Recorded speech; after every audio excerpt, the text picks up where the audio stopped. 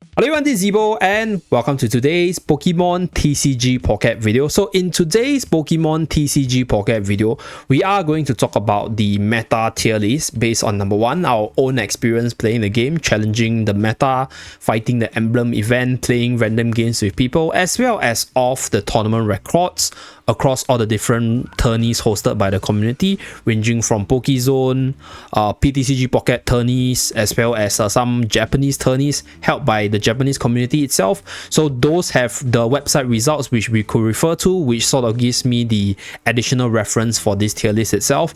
And now with regards to the tier ratings, we will be grouping the units or the tiers into 4 different tiers. Number one, we will be talking about the S tier decks, which are top tier decks. They are number one, strong, number two, consistent, pretty much beats everyone in the meta. So these decks, they are going to be the S tier decks, right? So I'm just going to put Pikachu EX and Mewtwo EX up here because they are just really strong and consistent decks that can beat almost everything in the meta. And for the A tier deck is basically decks that can challenge the S tier, but it's not S tier because they might have certain weaknesses. Either they are weak to like some of the strongest S tiers that see a lot of use, or they are good against some of the S tier decks but they are countered or not that good against the rest of the meta. Then that's where we will put them in the A tier. And then we have the B tier deck, which is a notch below the A tier. So A tier and S tier might have similar win conditions, such as dealing massive damage or rushing the opponent down, and they are decently consistent, just that A tier might lose out to S tier in terms of consistency by a little bit. For B tier, we have win conditions, but the win conditions could be a lot weaker compared to the A tier and S tier. So you can use them usable, but they are a lot weaker and a lot harder to build up. So that's why they will be in the B tier. And then for C tier, I'll call them the rogue decks. So these are decks which generally can be used if you pull off their combo, but in most cases they are just not very good. So I'll just put them in the C tier side. So with regards to the decks, I think most of the common decks that features the EX Pokemon, you guys probably know it, like Pikachu EX, Mewtwo EX, Gengar EX, Charizard EX. I think these are common ones. And then there are certain cards like Moltres EX, as well as for example like the trainer cards, which represents the elemental archetypes that build around these trainer cards.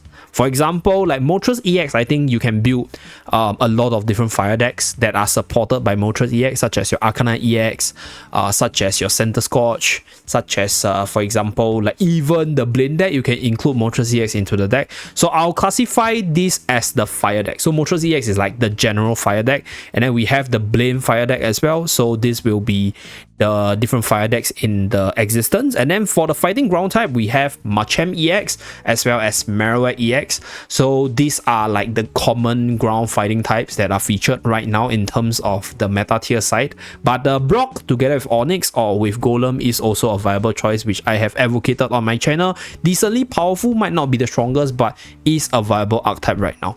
Then we have Articuno EX, where people just run Articuno EX and Articuno, and then they feature Misty with a whole bunch of trainer cards. So this is one team by itself. We also have Blastoise EX, where you specifically build towards a Blastoise, and we have Starmie EX, which is the more fast-paced variants of the water decks itself. Starmie together with Articuno EX, decent rush potential with decent late game. Starmie with Omastar is also pretty solid as well. And then we have the Misty decks, or the water decks in general. So there's a whole bunch of water decks like Gyarados decks, decks where the water Pokemon has really high water energy like Kingler, etc. I'll just group them under the water deck represented by Misty right here, because there's just too many. I can't just put everything on the list, so I'll just group them as a whole and then talk about them together. And then for the grass side, we have Executor EX and Venusaur EX. So Executor is the much faster grass attacker that is a little bit reliant on the coin toss to maximize the damage, whereas Venusaur is this tanky late game build up that you can actually build the deck around so that you are able to beat most decks. And then we have Erika, which are, I'll say, any other grass decks in general, because most grass decks will be including Erika for their massive heal and stalling potential. So we have Erika here for the grass side. For the dark side, right, we have Arbok. So Arbok together with Weezing is one. Arbok with anyone else is also other team archetype. So Arbok is, I'll say, like the core cards in some of these dark decks. And then we have Nidoking. So I don't think Nidoking is that strong, but you can definitely build your deck around Nidoking, because Nidoking has like pretty much the HP of some EX Pokemon and a decently powerful move despite it not being an EX. So that's why I'm including Nidoking here. Then we have Koga decks, which builds around Weezing as well as Mark. So those are some things that I see on the ranks, and also some tournament representations which I'll include here. And then we have our dear Lieutenant Surge, right? Lieutenant Surge together with Pikachu EX probably the two prominent electric decks. Obviously, there's also the Zapdos EX, but a lot of times Zapdos EX goes into Pikachu EX deck. So I'll just group it together with the Pikachu EX side and then just group them here. Then for the Dragon type, we have Dragonite, specifically building around Dragonite as a core carry. And for the Psychic and the Ghost side, we have Gengar together with Mewtwo EX. So these are some of the decks that I see on the ladder and some of the EX Pokemon that you build a deck around, right? So Mewtwo EX obviously is the more prevalent one. And then any other Psychic deck that requires build up in terms of energy will be grouped under the Gardevoir picture. So I think Gardevoir is a good card that goes into most Psychic decks because of her active ability that is pretty good for like safekeeping, right? This card will be used for quite a while. So I'll just group all of those decks that is Psychic in nature and relies on the Gardevoir engine as the Psychic decks. And then we have the Wigglytuff Sleep deck, and then we have the Metal deck, and then any other, I would say like trainer centric decks, right, that relies on maybe like 1 or 2 core Pokemon and then a whole bunch of trainer cards. I'll put them under the 18 trainer deck or like the 16 trainer deck within this Pokeball icon over here. So those are like the rogue decks which I think people can think of that doesn't run other Pokemon, but maybe there's like 1 or 2 Pokemon with a whole bunch of trainers, such as my Ditto deck, right? Just running Ditto with like the birds and then a whole bunch of trainers. We just call them like a 16 trainer deck itself. Okay, so starting off with the S tier side, let's just put the main powerhouses up there. Okay guys, I'm an idiot for not recording or cutting off the recording for the very first one, so I actually have to re-record. So I have all my cards in the S tier already and I resetted the list, but this is actually me in the second recording because the first one got cut off. I didn't realize it, so the Pokemons are already on the list. But let's start with the S tier first. So for the S tier side, Pikachu EX, Mewtwo EX and Charizard EX, they are proven to be like the big three. So Pikachu and Mewtwo, they are just incredibly consistent and they can both play the fast and slow game, right? You have late game power in Zapdos EX and also Pikachu EX in the late game. And for Mewtwo EX, I think the ability to do 150 damage consistently once you get the Gardevoir engine up is just incredible. So Mewtwo being a basic Pokemon as well as Pikachu EX being a basic Pokemon is also relatively accessible with Pokeball itself. So consistency is there, power level is there, definitely worthy of the S tier. Now for the Charizard EX deck itself, you have incredible consistency with the energy from Moltres EX, being able to charge up 3 fire energy per turn, and this will allow you to reach that 200 damage 1 turn kill move every single turn, and that's why Charizard EX is this insanely powerful late game powerhouse. So the only drawback for Charizard EX is that evolution line breaking problem. So if not, I think this deck will be a lot stronger, but this deck is a deck where once you build it up, you pretty much beat every other deck in the meta right now. So you just one hit kill everyone. So that's why this deck is incredible scary based on just this 200 damage move, and that's why it's in the S tier as well. Now for the Starmie EX line, Starmie EX in water decks in general, usually it's a more fast-paced deck. So you can put Starmie EX with the likes of Articuno EX for some late game potential. And Starmie EX is not only just a fast card, it's also a card with 0 retreat cost, which makes it such that you can retreat it really easily in the event if you're in a risk of losing it for the points itself. So it is a consistent deck, a fast deck, and you can put it in a slow deck as well. And then it's a Pokemon that is high impact, low risk. So very consistent S tier Pokemon and deck. And then Marowak EX as well. I'll put Marowak EX as a S tier deck because I think the ability to just do 160 damage with 2 energy is incredible. And it's also a 2-stage evolution line.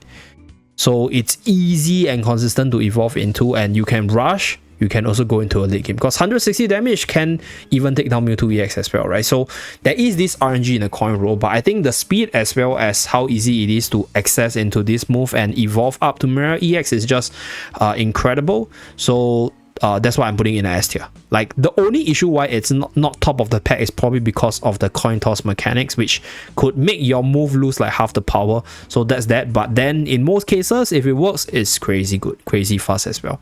Now I'm also going to put Arbok in the S tier.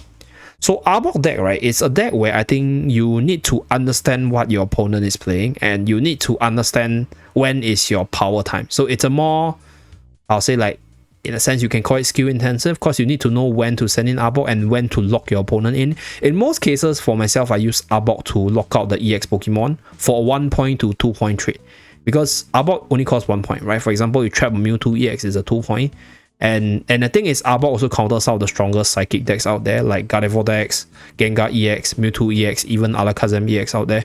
So Arbok has like this counter matchups, and it's a deck which I agree needs a little bit of understanding of the meta and how the other decks play to play well. Because if you trap the wrong opponent or you come in at the wrong time, then you might just lose the game. So that's one thing about Arbok. But then if you pull it off, for example, in my Team Rocket deck featuring Weezing and Arbok, I think it is incredible. Like, it just wins you a lot of the top tier matchups as well. So that's why I put Arbok in the S tier.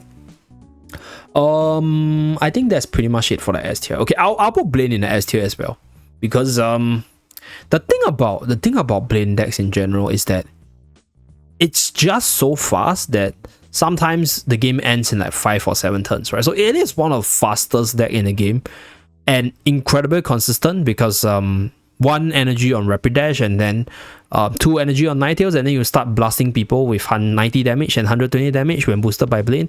So it is an incredible fast deck, and it's also incredibly cheap. So like, I think most of the beginners, if you go for the Charizard pack, should be able to build up a Blaine deck by now. So it is a good deck that is possible to win against all the metas. Yeah, you can win Pikachu EX quite easily, right? If you get your combos off. You can also win Mara EX pretty fast if you beat down the Cubone before it evolve. Can beat Arbok as well, can beat Charizard EX if you're faster as well. So yeah, I think Blaine deck I'll put it in the S tier. Yeah, but I'll say it's like somewhere here to here. So it can't play the late game, because like sometimes if you...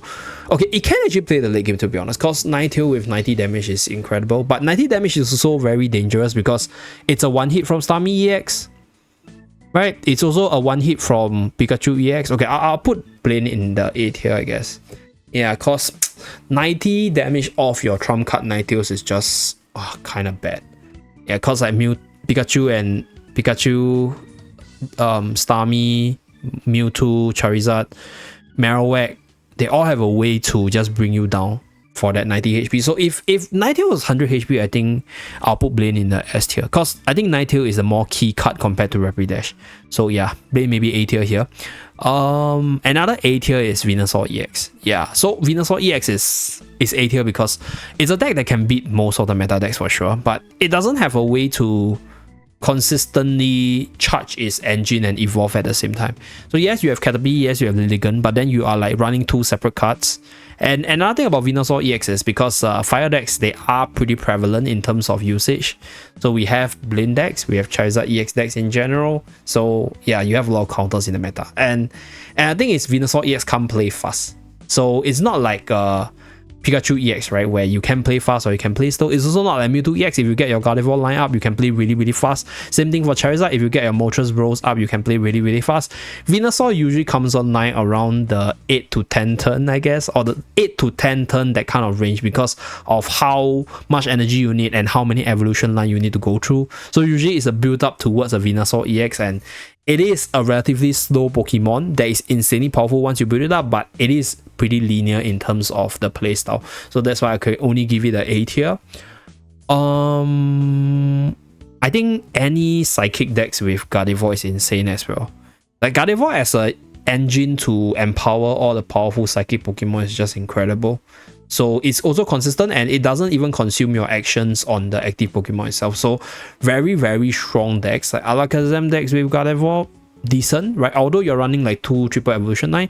Gengar EX also can run Gardevoir as well. I think any Psychic decks can run Gardevoir. So I'll just put it here because I think it's consistent. It can also be really strong, but then like it depends on what partners you run with and how powerful the partner is to determine the final power level. But then if you talk about Psychic decks in general, I think Gardevoir with Mewtwo is just insanely powerful already. So that's why Psychic decks other than Mewtwo EX, I'll just put them in the A tier. Yeah. Articuno EX. Turn 1. Articuno EX, Misty, 3 hit, 80 damage, FTK. Yeah, that is very fair. But then, like, it is a strong deck for sure that can play early and late, but then you're relying a lot on a Misty coin roll. So, as a matter of fact, I'll just put Misty water decks over here as well. Like, I think Misty is an insane card. Don't get me wrong, right? Get like 6 hits. Oh my god, you just win the game from there. But, like, you roll and then you get a tails and then you're like, oh shit, my tempo is lost, you know, and then like, I can't win the game. So it is an A tier deck for sure. Like, if there's any way to make Misty more consistent, I think any of these water decks or Articuno decks will be S tier for sure, right? The reason why buy Starmie EX is S tier is because like you only need 2 energy to come online and you can retreat really easily. So you're not relying on Misty for the coin toss element itself. So that's why Starmie, I'll say, is more consistent and more powerful.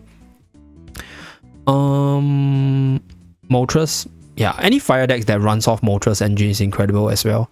3 fire energy per turn for 2 turns is sufficient to win you the match.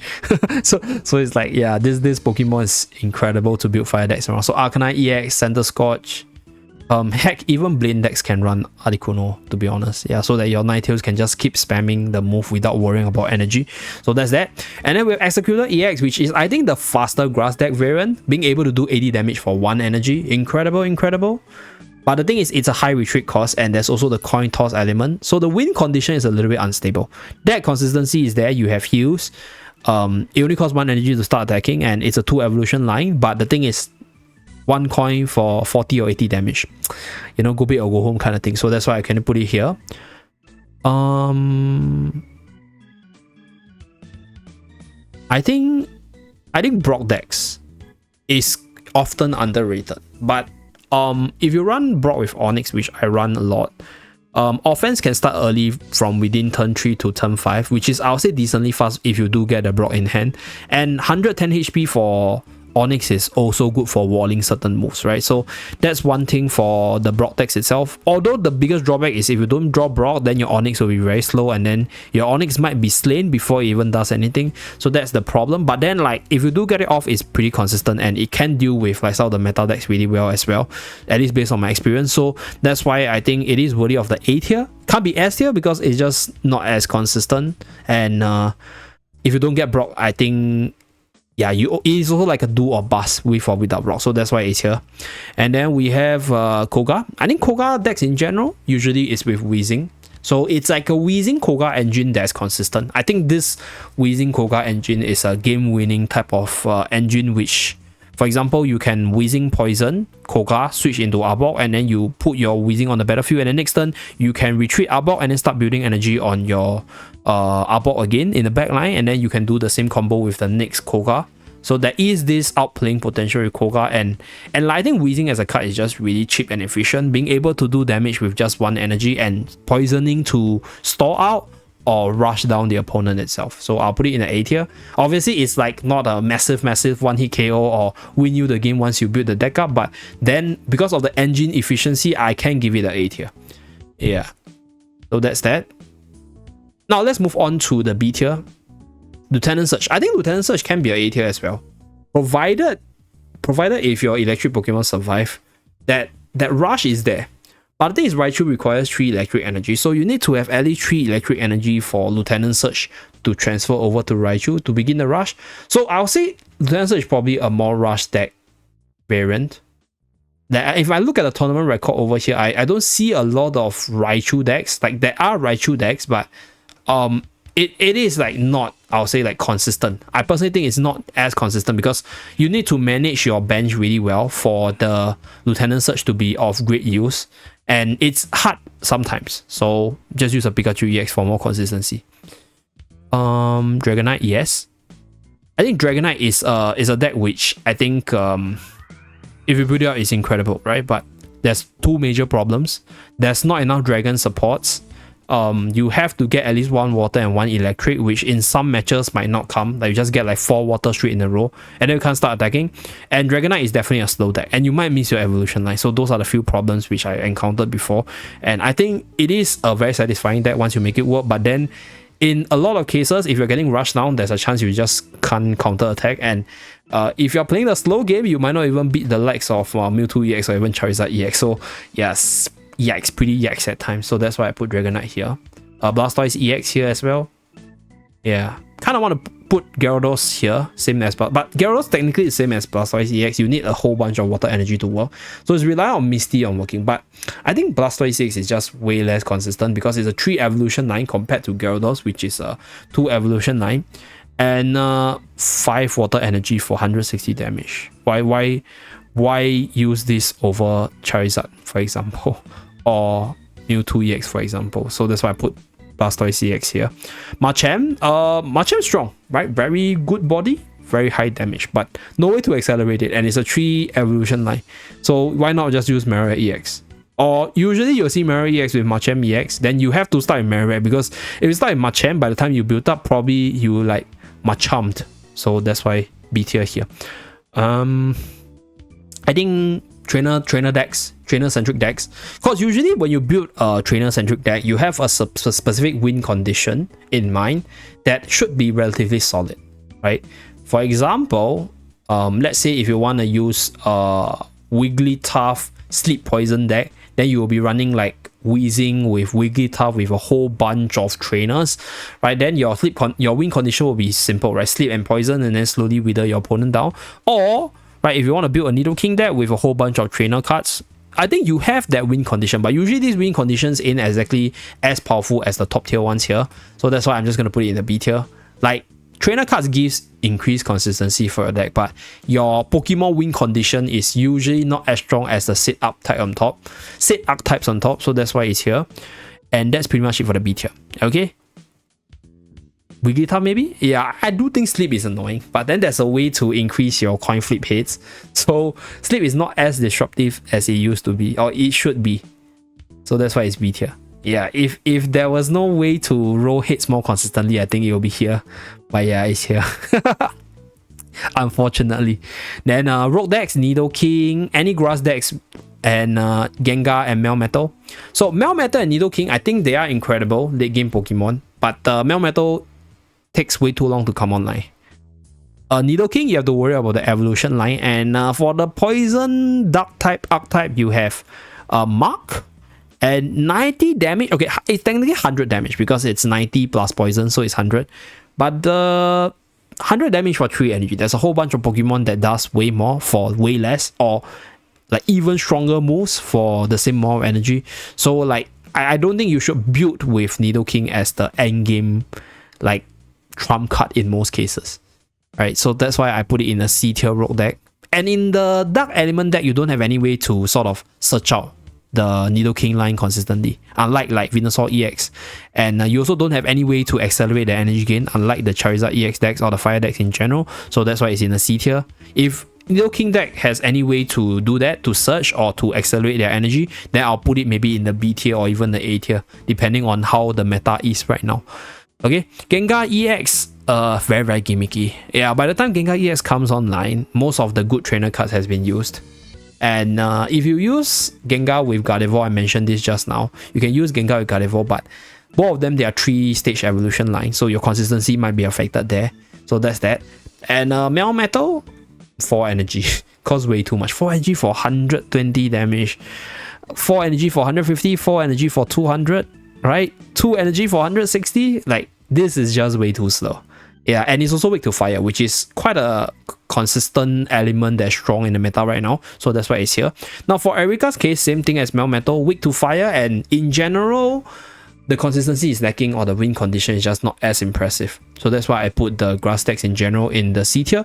So that's pretty much it for this tier list. I might have missed out some decks in general, but these are like the general decks that I encounter on ladder, as well as the decks that are recorded in the tournaments itself. Let me know what decks I might have missed out and you guys want me to talk about, that I can include it in the future iterations, and let me know what you think about these tier lists. What's your personal opinions, and how would you put different decks differently compared to my tier list over here? Thank you very much for tuning in. Do remember to like and subscribe to see more. See you guys again in my next video. Bye guys.